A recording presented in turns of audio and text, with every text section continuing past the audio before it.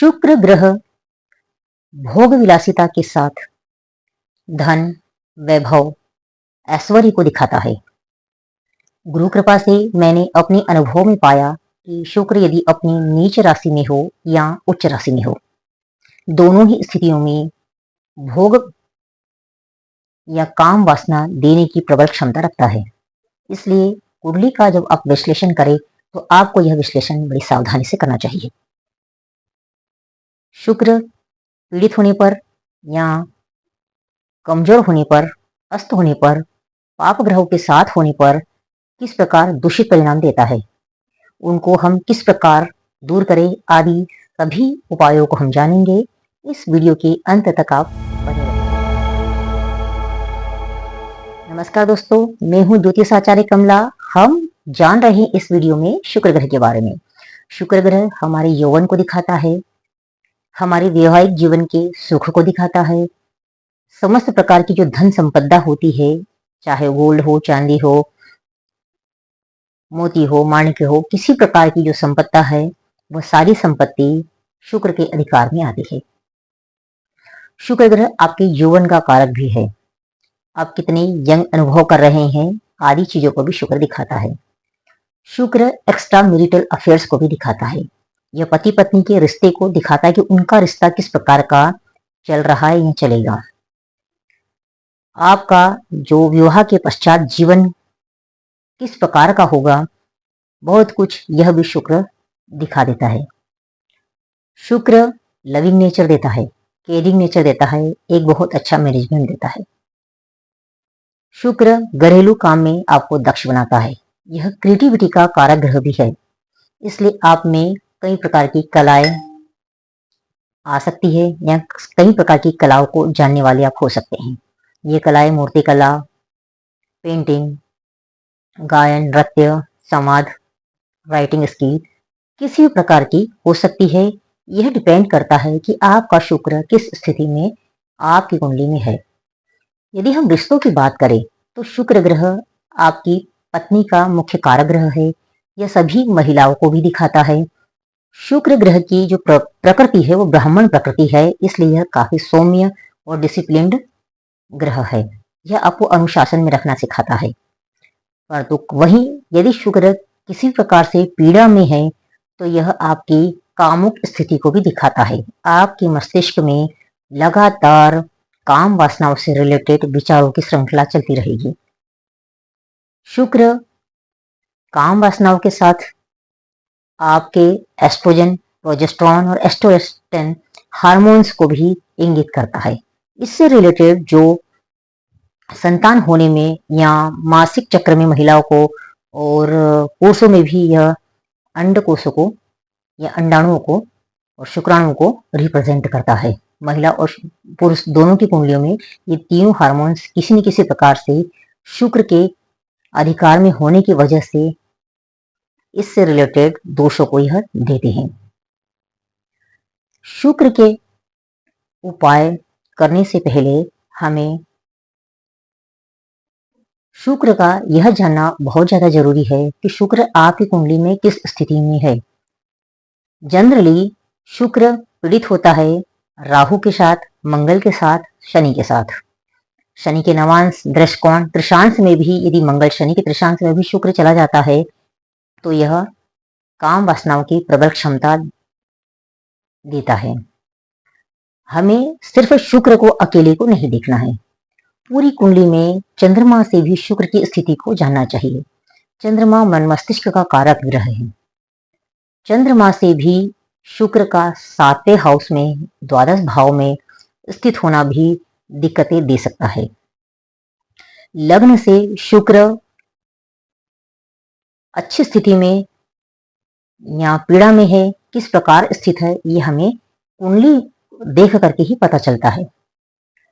शुक्र पर यदि बृहस्पति का युति या दृष्टि आ जाती है तो यह आप पर एक देवी ब्लेसिंग है। यदि आपकी कुंडली में शुक्र पर बृहस्पति की दृष्टि है तो आप चरित्र में बहुत अच्छे होंगे, महिलाओं का सम्मान करने वाले होंगे। जैसे कि हम पहले बता चुके हैं कि शुक्र, मंगल, राहु और शनि इन तीन ग्रहों के साथ होने पर पीड़ादायक स्थिति बनाता है। यदि इन ग्रहों के साथ है और इन युति पर बृहस्पति की दृष्टि आ जाती है तो यहाँ पर डेफिनेटली आपकी क्रिएटिविटी को या आपके सृजन करने की जो क्षमता है उसको एक नया अंदाज मिल जाता है। पर यहाँ पर हमें फिर ध्यान रखना है कि चंद्रमा से कुंडली किस प्रकार बन रही है, चंद्रमा से शुक्र की स्थिति क्या है। चंद्रमा से शुक्र की स्थिति जैसे मानसागरी में कहा गया है कि 7वें घर में या द्वादश भाव में शुक्र स्थित होता है तो ऐसा व्यक्ति को ज्यादा काम वासनाएं होती है, वैसा कामुक हो सकता है। दूसरा, शुक्र का केतु के साथ स्थित होने पर कहीं न कहीं एक पीड़ाजन्य स्थिति उत्पन्न होती है। शुक्र अपने जो वैवाहिक जीवन से रिलेटेड जो सुख होते हैं या दाम्पत्य सुख में कहीं न कहीं कमी करता है।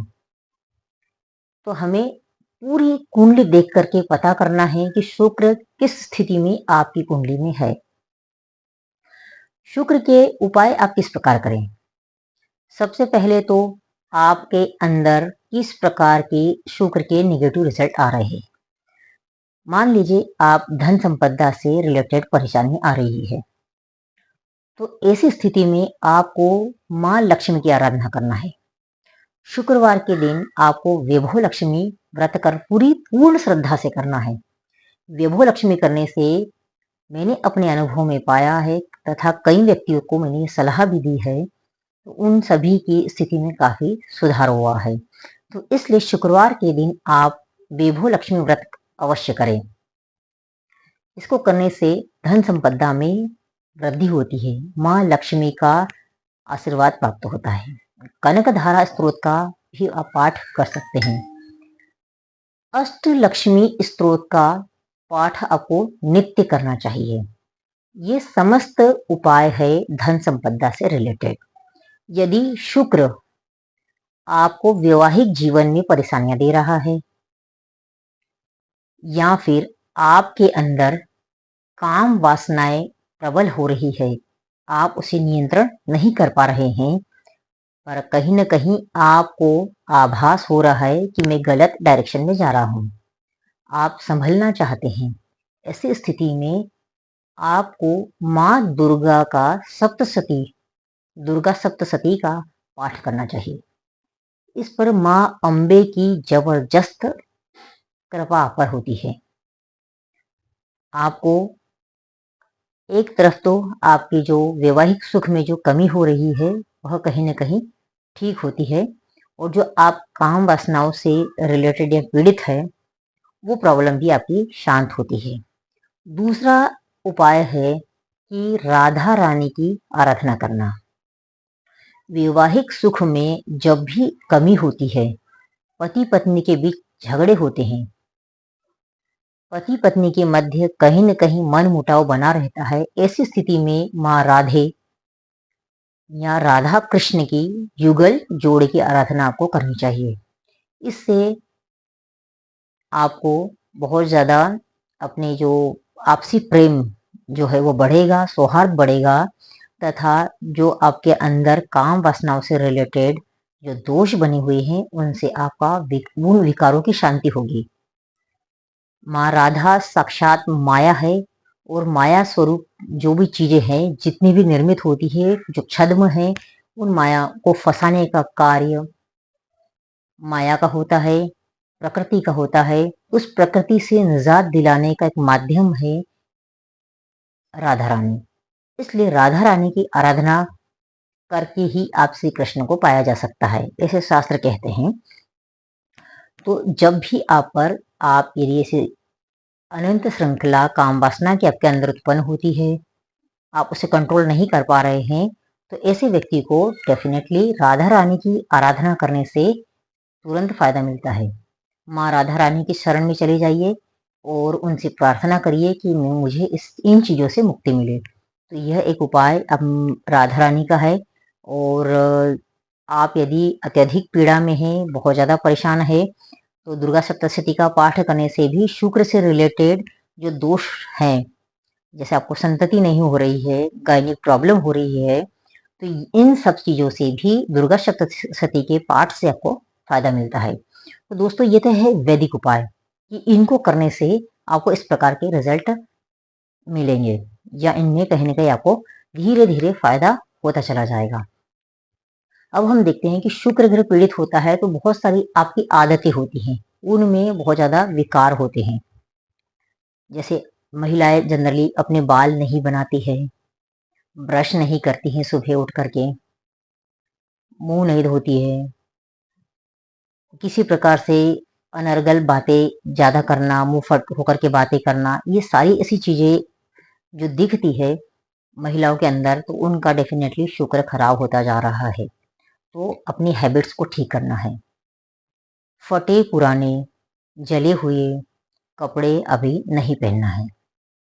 जितने भी आप पुराने कटे फटे जले हुए कपड़े पहन रहे हैं तो कहीं ना कहीं आपका शुक्र डैमेज हो रहा है। तो जिन महिलाओं की कुंडली में वैवाहिक सुख में कमी हो रही है तो उन्हें नित्य बाल बनाना है तथा साफ सुथरे स्वच्छ कपड़े पहनना है। विशेष करके शुक्रवार के दिन चमकीले सफेद रंग के कपड़े आप यदि पहनते हैं तो आपके शुक्र में आपके भाग्योदय में वृद्धि होगी और आपका जो दैनिक वैवाहिक सुख है या जो दैनिक जीवन है उनमें भी कहीं ना कहीं शुक्र का ब्लेसिंग आने लगेगा। इसके अलावा यदि आप गाय की सेवा करते हैं, वैदिक ग्रंथों में गाय से रिलेटेड ग्रहों की जो भी उपाय दिए गए हैं काफी महत्वपूर्ण है। गाय की सेवा करने से बहुत सारे हार्मोन्स और हमारा सिस्टम होता है शारीरिक, वो बहुत सारी चीजें ठीक अपने आप ठीक होने लगती हैं। जो गाय का गोबर होता है, जो स्मेल होती है मूत्र की, उन सब से भी कहीं ना कहीं अस्थमेटिक यदि हम हैं तो बहुत सारी चीजों में फायदा होने लगता है। तो इसलिए गाय के पास आप जाते हैं, उसे टच करते हैं तो बहुत सारे दोषों का शमन होता है, स्किन प्रॉब्लम भी आपकी दूर होने लगती है।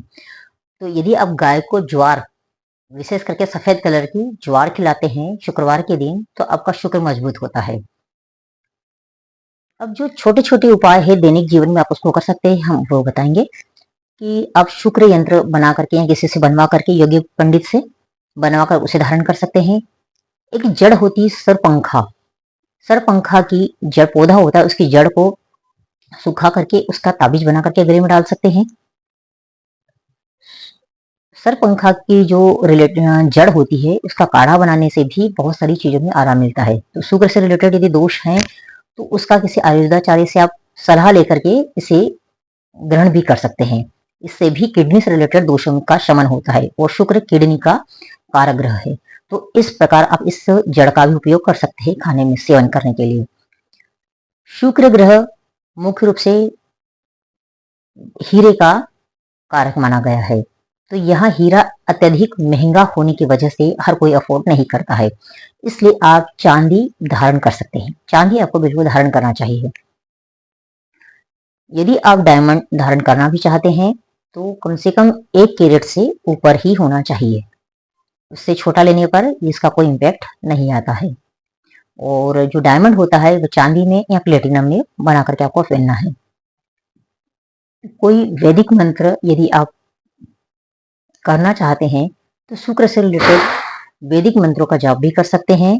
यह मंत्र होता है ओम द्रां द्रीं द्रोम सह शुक्राय नमः। इस मंत्र का आप जाप 64,000 बार आपको करना है शुक्र से रिलेटेड दोषों का शमन करने हेतु, ये भी शास्त्रों में कहा गया है। नवग्रह स्तोत्र का पाठ भी आपको करने से शुक्र से रिलेटेड दोषों का शमन होता है। काली चींटियों को आटा शक्कर डालने से भी शुक्र मजबूत होता है। काली चींटियों को आटा या शक्कर खिलाएं। यदि आपके मन में प्रश्न आ रहा है कि काली चींटियों के साथ लाल चींटियां भी है, यदि उसे आटा खिला दिया तो उसको भी आटा खिलाने से कोई बुरा होने वाला नहीं है। इसलिए लाल और काली दोनों चींटियां यदि आपको मिल रही है, यहाँ उपाय काली चींटियों को दिया जा रहा है। तो काली चींटियां यदि कहीं पे है और साथ में लाल भी है तो आपको वहां पर भी आप कर सकते हैं ये उपाय। आपके जीवन में कन्यादान आपको करना चाहिए। कन्यादान करने से भी शुक्र से रिलेटेड दोषों का शमन होता है। तो दोस्तों ये तो हुए संपूर्ण उपाय शुक्र ग्रह को मजबूत करने के लिए।